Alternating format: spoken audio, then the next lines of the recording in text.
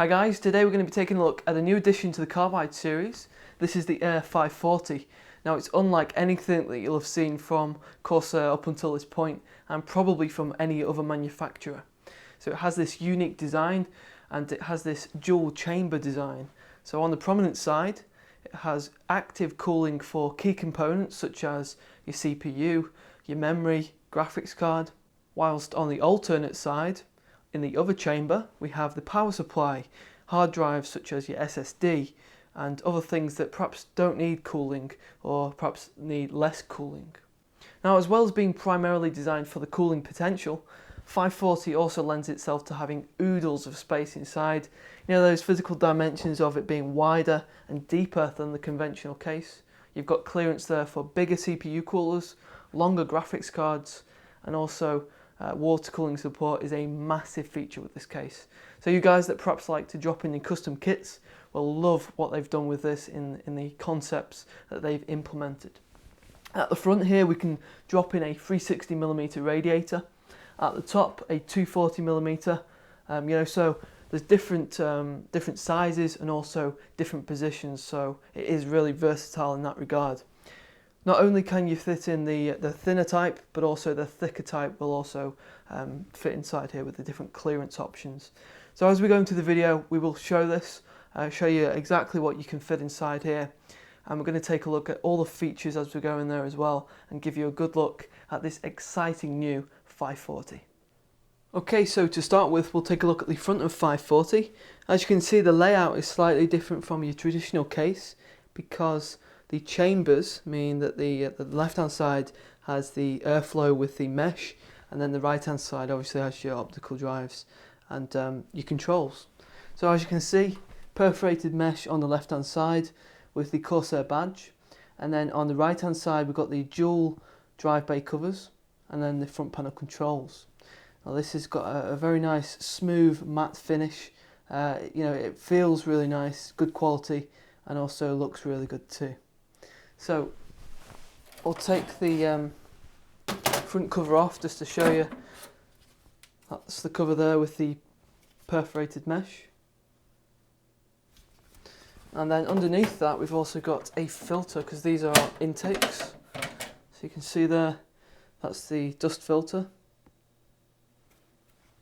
And those have magnets, a series of 2468 magnets, which help to fix it to the chassis. So that's nice. You can take that out and obviously clean it. Because these fans are intakes, the pressure will build up and it will populate with dust. So here we've got the AF 140s. We've got dual AF 140s here, and those are positioned as intakes, so the air will be pulled in from the front of the case and be driven across the system to direct airflow in that direction. Now these fans are of course 140s, so we've got space there for dual 140s, but we've also got space for 3 120mm fans, and with those mounting holes we have respective compatibility there for radiators, so you've got up to 360mm, and we'll show you that as we go into the video a little later on. Now those front panel controls bring in dual USB 3 ports, which are via the internal motherboard header. We've got the headphone and the microphone jacks. We've got a power and a reset button and an activity LED. Up at the top of 540 on the right hand side we've got this plain panel. As you can see, that's the smooth matte finish again. Over on the other side we've got this continuation from the front panel up to the top with this perforated cover, and you can actually remove this. From the previous clip you will have seen me do that. Just need to remove 2 thumb screws from either side and this just slides out like that. You can see there the cover, that's perforated steel. And just make a note of the clips there. You can see those are plastic, so you need to be careful when you're taking this in and out that you don't snap those off, because obviously if you do remove those then it's not going to fit as snug. So just a word of caution there. The mounting holes at the top there are for dual 120 and dual 140mm fans, and we've also got the space for mounting something like a H100, which is again a 240mm radiator. Coming to the side panels on the alternate side, so this is the chamber with the power supply and the optical drives. We've got a plain steel panel. And in the corner there we've got the perforated mesh, so that gives you a little bit of ventilation for the components inside here, and also the power supply. So that sits just above the power supply fan. Corsair actually haven't included a filter here for the simple reason that when they were doing the rigorous testing, it didn't actually collect any dust in this area, so they've left that absent. And on the prominent side, we've got this large perspex window, which gives you a nice overview of the system with it being transparent. You can see all your components, show them off to your friends, and perhaps water cooling enthusiasts like to show off the colours of the liquid and the design of the custom kits. LED debug is also a good thing to be able to see with a perspex window, you know, if you've got any problems. So to get these side panels off, all you need to do is remove 2 foam screws, and there we go, it just comes off like that, really easy. There is some slight flexing on the panels, but there you go. There's our overview of the system. This is our ATX system. So 540 is able to take micro ATX and also full ATX. And here's a view behind the motherboard tray. As you can see, this is the alternate chamber. And there is loads of space here to store redundant cables and other components too. And we're now going to move in for a closer look at all these features. Right then, so we'll start by taking a look at the power supply area. Now as you can see, the power supply is mounted in the orientation so the fan is facing the side panel.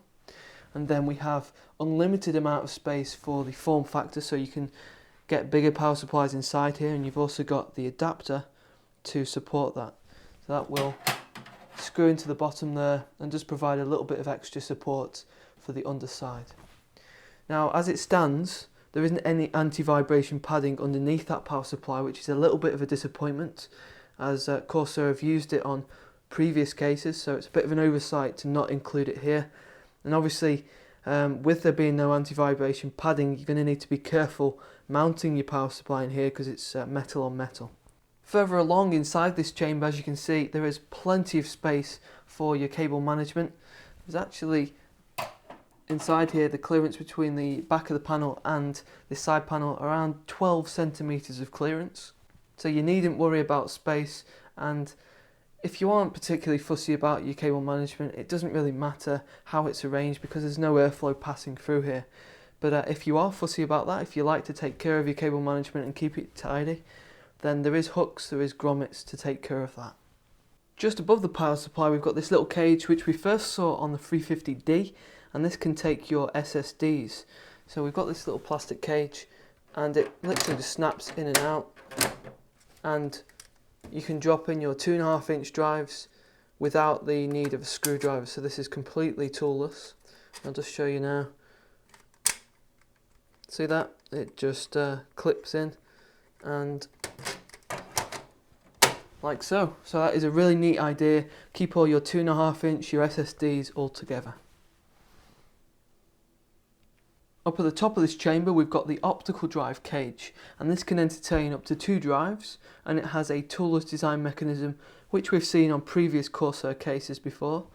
It's got this idea of sliding your drive in and literally just flicking the latch and pressing it in, so that secures the drive from the one side.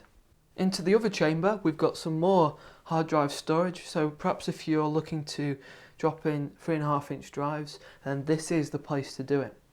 And you can see also in this right hand side cage we've got the hot swappable ports at the very back, so we've got the SATA power and the SATA connectivity. So on the other side of that panel behind that motherboard tray we've got the cables, and those just need to go into the power supply and your motherboard. Now in order to fix your drive into there, you've got a little tray that they provide, and we've seen this on previous cases from Corsair.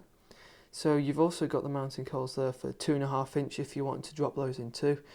But for a 3.5-inch drive, what you do is you just drop your drive in. You can see the pins there, the 4 pins on either side, and those just fix into the holes.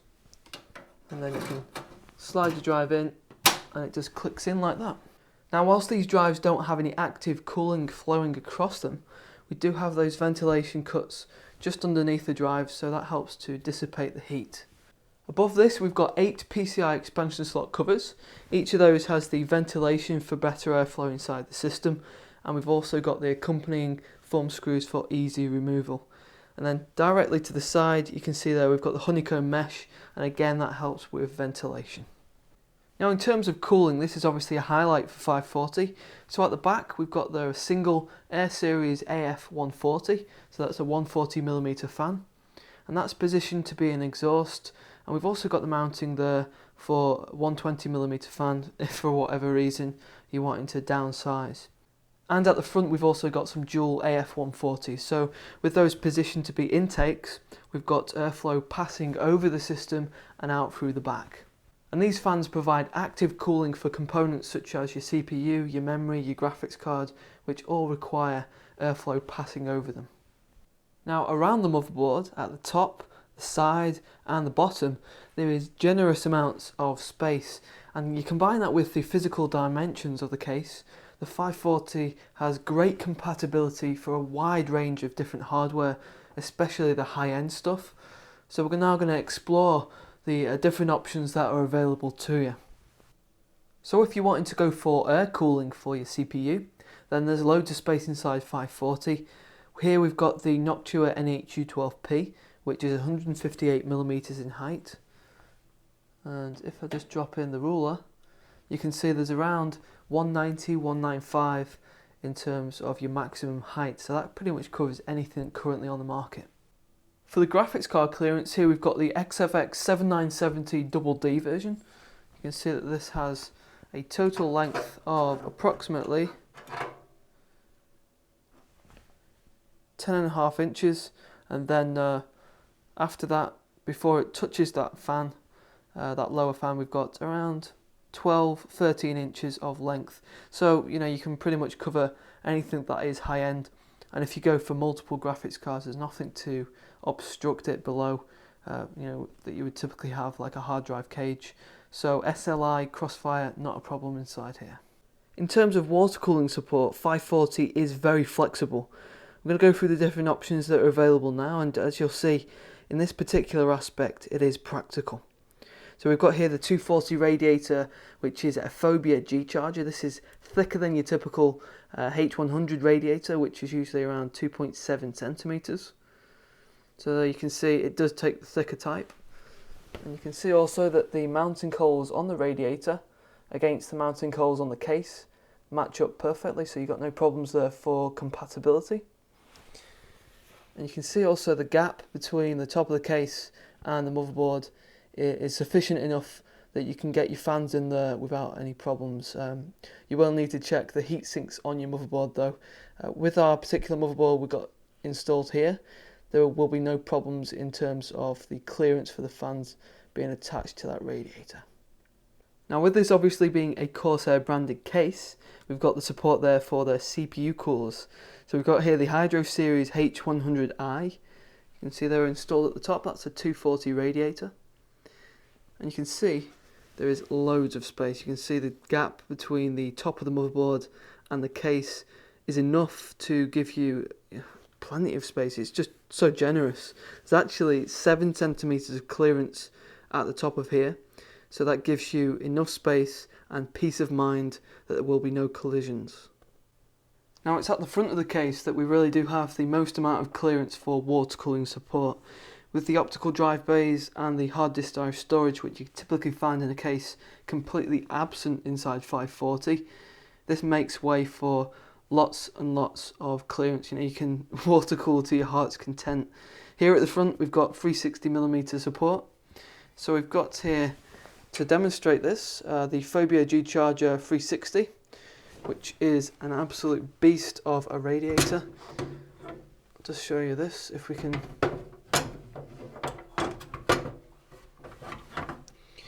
It is a tight squeeze, I must admit, and you can just about fit it inside there. You can see it does fit, but the mounting holes, because it is such a tight fit, do not match up to the mounting holes on the 540. So unfortunately for this particular model, it isn't an option.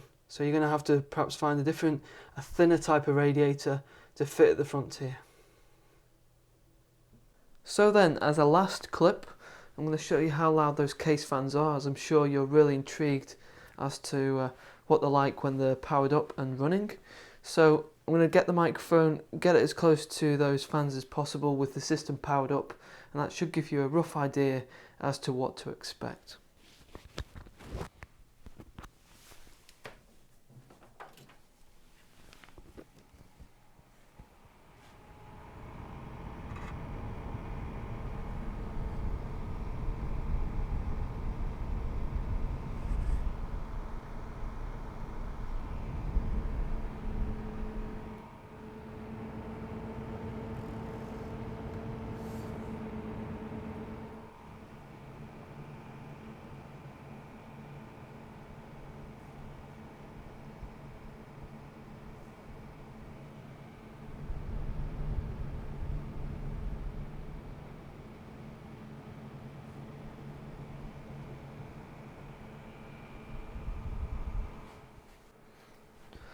So hopefully that's given you a rough idea, a rough estimate as to how loud those case fans are, and you should have picked up the noise levels.